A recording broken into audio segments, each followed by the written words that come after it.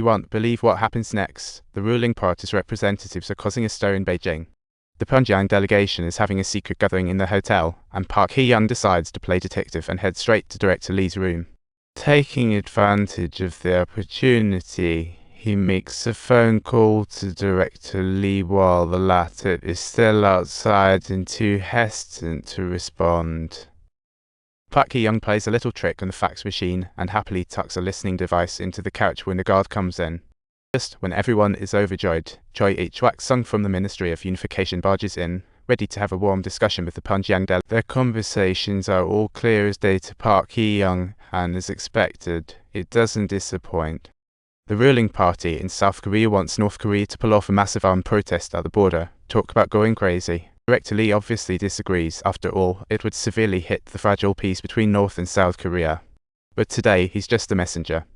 Others think the North-South conflict might actually benefit both sides. South Korea needs the North threat to win re-election and strengthen its external enemy. Choi Ich-wak-sung signs a $4 million deal to thank North Korea for its help, which is less of a favor and more like a business deal. The agreement is sent to Pyongyang for approval, and Park Hee-young finally gets it. After all the hard work, he knows the amount.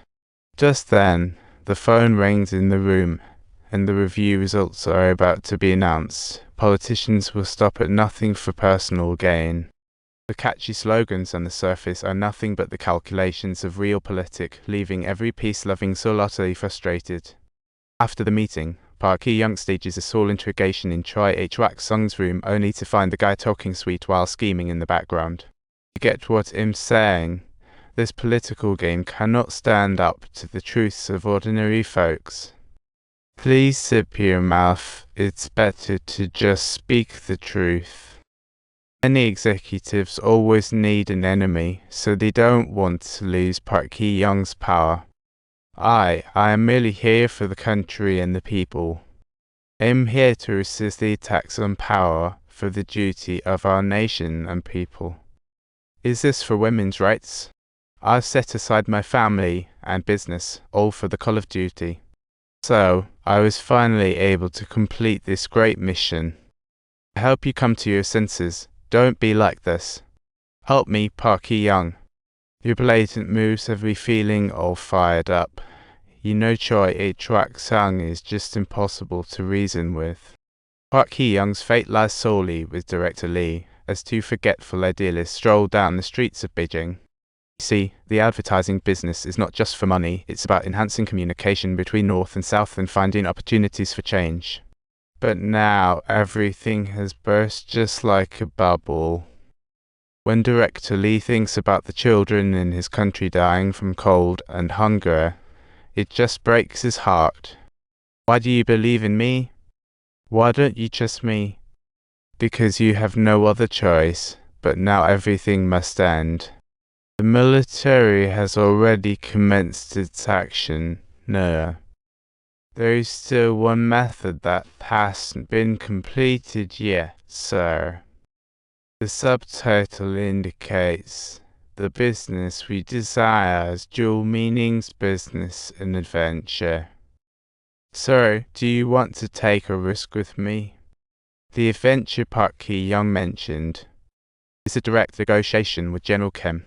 This time, he really spilled the beans, boldly claiming that General Kim has been fooled. General Kim is a bit angry, but with Director Lee backing him up, he's starting to waver. So, he calls the political chief outside to get his opinion. The Defense Ministry, he works for, took a $400,000 bribe, so he naturally praises the South Korean ruling party. He's fanning flames, backs armed protests. Park Hee-young plays her ace, $3.06 M. With that said, everyone knows someone close to the general is stealing, though no names are mentioned. Political chief is scared half to death and instantly shuts up. After missing the opportunity, Park Hee-young continues persuading the general. He advises the general not to give up future benefits worth hundreds of millions for a measly few $100,000. The general thinks for a moment and finally agrees to pause all military activities since the election is approaching. North Korea remains quiet, which is driving the Ministry of Unification to fury, but Park Hee-young could care less. The general keeps complaining to Park Hee-young that North Korea isn't budging, as Kim Dae-jung successfully wins the presidency.